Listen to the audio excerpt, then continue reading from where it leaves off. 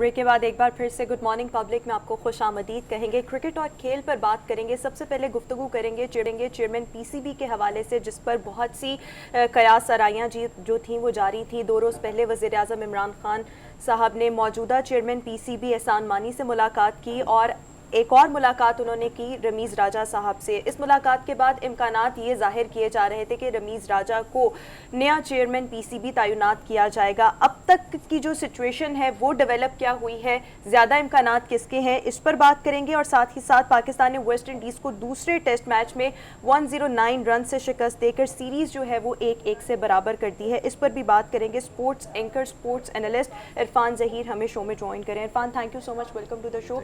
PCB के chairman के हवाले से तो बहुत से जो हम खबरें थे वो सुन रहे थे। अब सुना है कि मतलब जो लेटेस्ट खबर सामने आ रही है कि एहसान मानी साहब को एक्सटेंशन मिल गई है, ये क्या हुआ? बिल्कुल स्पेकुलेशन पहले 2-3 दिन मीडिया पे काफ़ी ज़्यादा होती रही और कह रहे थे कि शायद समहाउ जो है वो रमीज़ राजा को पूरा निकल रहा है और वही चीफ बनेंगे चेयरमैन भी। बट ग्रेजुअली हुआ क्या कि कई लोगों ने अप्रोच किया खान साहब को, जो मेरे ज़राए के मुताबिक, और उन्होंने बात की कि एक क्रिकेटर का होना डजेंट मीन कि वो, क्योंकि ये आप बेहतर समझते हैं, रऊफ साहब आप भी जानते हैं कि एडमिनिस्ट्रेशन की जॉब है, ये कोई कोचिंग की जॉब नहीं है। तो एडमिनिस्ट्रेशन पॉइंट ऑफ व्यू से कोई भी हो सकता है। और पूरी दुनिया में जो प्रेसिडेंट हमारे पास अवेलेबल हैं वो इसी तरह ही है कि किसी भी चेयरमैन सिवाय एक गंगुली के अलावा अगर हम देखें तो वो चेयरमैन है भारत के अंदर। और बाकी जितने भी कंट्रीज़ हैं उनमें आप देखेंगे चेयरमैन वो क्रिकेटर से कोई उनका रिलेशन एज सच है नहीं है, ना वो क्रिकेटर है ना वो एज सच वो पहले किसी क्लब लेवल या दूसरी क्रिकेट भी खेलते रहे। बट एक चीज़ उसमें ज़रूरी होती है कि क्रिकेट का उसको इंटरेस्ट होना बहुत ज़रूरी है उस बंदे को। बाकी एडमिनिस्ट्रेशन सॉर्ट ऑफ जॉब है कि आपने अपने अदारे को, ऑर्गेनाइजेशन को कैसे लेके चलना है। तो मेरा ख्याल है कि शायद यही रीज़न बनी कि जो फिर दोबारा मीटिंग की उन्होंने, और क्योंकि एक एहसान मानी ने यह भी बताया खान साहब को कुछ ऐसी चीज़ें थी जो अभी इन प्रोसेस थी, जैसे डिफरेंट कंट्रीज़ के साथ आपके जो ट्रीटीज़ थे, आपकी कुछ सीरीज़ होने वाली हैं। तो एक बंदा जो बात कर रहा होता है, जिसकी उनसे नेगोशिएशन चल रही होती है, वो एकदम से आप दूसरा बंदा आता है तो उसमें डेंट पड़ सकता है। वैसे 2 बातें हैं। एक तो यह है कि रमीज़ राजा हाईली क्वालिफाइड, बहुत पढ़े लिखे आदमी है, मतलब इसमें कोई शक नहीं है।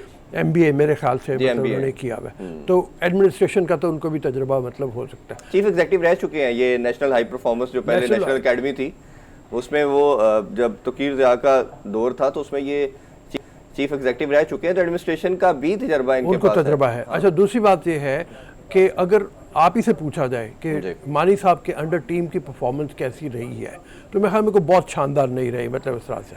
आप बिल्कुल ठीक कह रहे हैं, उन पे काफ़ी क्वेश्चन मार्क हैं। टीम की परफॉर्मेंस डिक्लाइन की तरफ गई, कोच का चेंज होना, मिकी आर्थर का, ग्रांट फ्लावर का, फिर सरफराज की कैप्टनसी के ऊपर इनको जैसे निकालना, तो वो क्वेश्चन मार्क तो काफ़ी थे।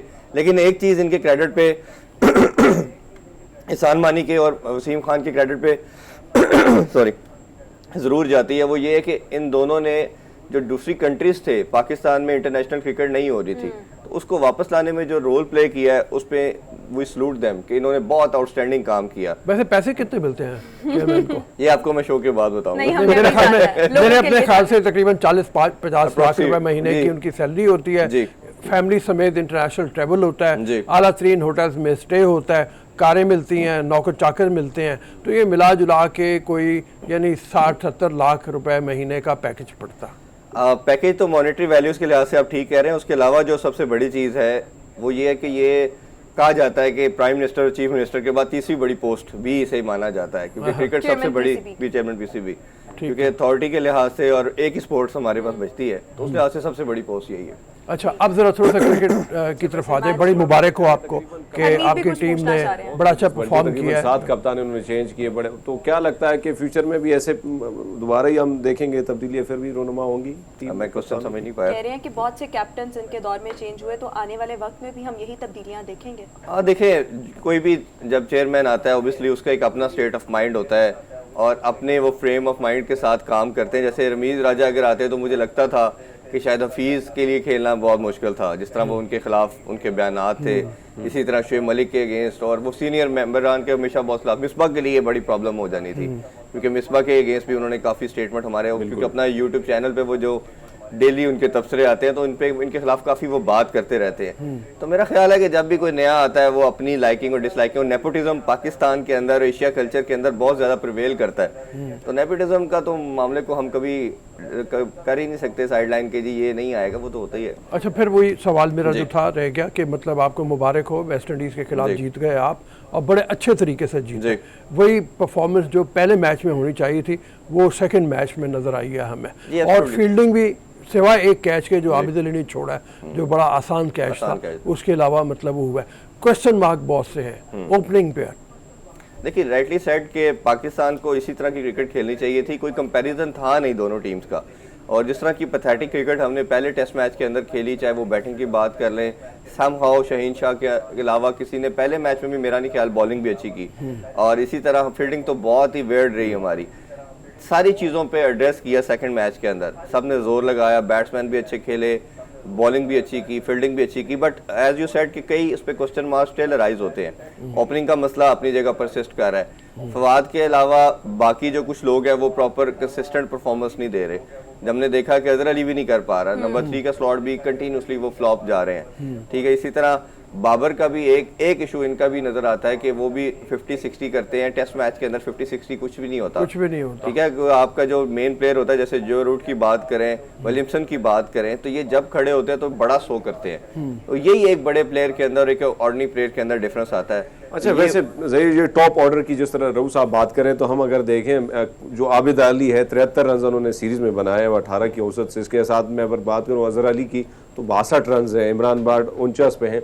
तो ये बहुत ज़्यादा कमजोरियां हम देख रहे हैं। साथ साथ अगर हम देखें शान मसूद को, वो भी बेचारे ऐसे ही बैठे हैं। आसिफ शफीक 11 साल का तजुर्बा लेके भैया मजे ले रहे हैं, भैया स्टेडियम में ही बैठे हैं। बड़ा अच्छा क्वेश्चन है, जाने का क्या फायदा उनसे? बड़ा अच्छा पॉइंट आउट किया आपने। ये शान मसूद जिस तरह फ्लॉप हुए थे, बट उसकी पहले परफॉर्मेंस बहुत अच्छी थी, और वो गैरी क्रिस्टन एकेडमी के अंदर जब से वो ट्रेनिंग लेके आए हैं, एक सेशन लगा के आए हैं, वो ब्लेसिंग इन डिस्गाइज वाले सीन हुआ कि जिस तरह हमने PSL में देखा बहुत अच्छा परफॉर्म करे, डोमेस्टिक में अच्छा परफॉर्म किया। तो मेरा ख्याल है कि शान मसूद एक ऐसा प्लेयर है वो जो रिप्लेस कर सकते हैं दोबारा। इसके अलावा असद शफीक को भी आप किसी सूरत ड्रॉप नहीं कर सकते। अगर जो जिस तरह की परफॉर्मेंसेस अजहर अली या बाकी प्लेयर्स की हैं, इसी तरह अगर आप असद शफीक को ड्रॉप कर दें, आपके मेन प्लेयर थे, तो मेरा ख्याल है एक सीनियर प्लेयर आपकी टीम में ऐसा जरूर होना चाहिए। और बॉलिंग के अंदर भी हम थोड़ी बात कर लें तो उसमें हमने देखा कि शहीन शाह अफरीदी, जिस पे हमने बहुत क्रिटिसाइज किया क्योंकि ये चीज हम चाह रहे थे, और 2020 में बिल्कुल उस पर भी किया, इवन टेस्ट में भी वो इस तरह की परफॉर्मेंस नहीं दे पा रहे थे। न्यू बॉल से 1-2 आउट करते थे, लेकिन पुरानी बॉल के साथ भी आउट किए, न्यू बॉल के साथ भी आउट किए, टेल को भी आउट किया, जो एक पूरे मैच के अंदर उन्होंने जोर लगाया। ये हमें एक फास्ट बॉलर से रिक्वायर्ड होता है। और हसन अली का हमने देखा कि वो पहले ये चीज वो डिलीवर कर रहे थे, बट इस सीरीज में थोड़े आउट ऑफ सॉक्स नजर आए। उनका वो पैशन, वो जो एनर्जी लेवल उनका इंटैक्ट होता है, वो नजर नहीं आया। बट शहीन ने, जो हम पूरा पाकिस्तान इनसे डिमांड करता था एज ए प्राइम बॉलर, जैसे इनको एक कैटेगरी भी मिली है सेंट्रल कॉन्ट्रैक्ट के अंदर, तो बहुत नेसेसिटी था कि इस तरह की परफॉर्मेंस दे। और मेरा ख्याल आउटस्टैंडिंग परफॉर्मेंस इन्होंने दी। विकेट्स उनकी कंडीशन के लिहाज से ऐसा कभी वेरिएबल बाउंस होता था, कभी ठीक होती तो नहीं होता, तो वो सारी सर्कमस्टांसेस को देखते हुए मेरा ख्याल है इन्होंने अपने कैरियर की बेस्ट बॉलिंग की है। इस आगे चल के तरफ देख लें, मतलब दौरे आने वाले हैं पाकिस्तान के, जो न्यूजीलैंड का एक है ख़ास तौर पे, उनकी टीम आजकल यहाँ पे आई हुई है एक्सपर्ट्स की देखने के लिए, सिक्योरिटी के इंतजाम के लिए। अफगान वाला तो शायद कैंसिल हो गया जी। अफगानिस्तान की जो सीरीज है वो तो पोस्टपोन कर दी गई है। पहले उसका था कि उनके प्लेयर्स के वीज़ा पाकिस्तान के लिए लगे थे, बट PCB ने और प्लेयर्स ने कुछ डिमांड की कि हमारे लड़के बड़ा एक लंबा टूर करके आए हैं, और वो बड़े मेंटली अपसेट भी हो जाता क्योंकि बायोस्फीयर बबल में रहते हो, फैमिली से दूर कोई एक्टिविटी नहीं होती, तो उस लिहाज से उन्होंने रिक्वेस्ट की, जिसमें अफगान बोर्ड ने भी एग्री किया। मोस्ट लाइकली ये नेक्स्ट ईयर सीरीज होगी, और क्योंकि इसके राइट्स अफगानिस्तान के पास है, उनकी ये बेसिकली होम सीरीज थी, ठीक है, और इस लिहाज से वो न्यूजीलैंड के चांसेस कितने ज़्यादा? न्यूजीलैंड की इंशाल्लाह सीरीज होगी। क्योंकि अभी उनकी जो टीम आई है, उन्होंने स्पेकुलेशन आपने देखा होगा मीडिया पे ये भी होती रही है कि शायद उनकी टीम के प्लेयर्स ने आने से इनकार किया, हम अफगानिस्तान सिचुएशन की वजह से नहीं आना चाहते, बट उनकी जो टीम आई उन्होंने कहा न्यूजीलैंड वाला मैच जो है वो सीरीज जो है वो इंशाल्लाह वो होगी। Thank you so much Irfan, आपने हमें शो में ज्वाइन किया। इसी के साथ ही हमारा आज का शो अपने इख्तिताम को पहुंचा। इंशाल्लाह आपसे मुलाकात होगी कल। अपना बहुत सा ख्याल रखिएगा, हमें दीजिए इजाजत। अल्लाह।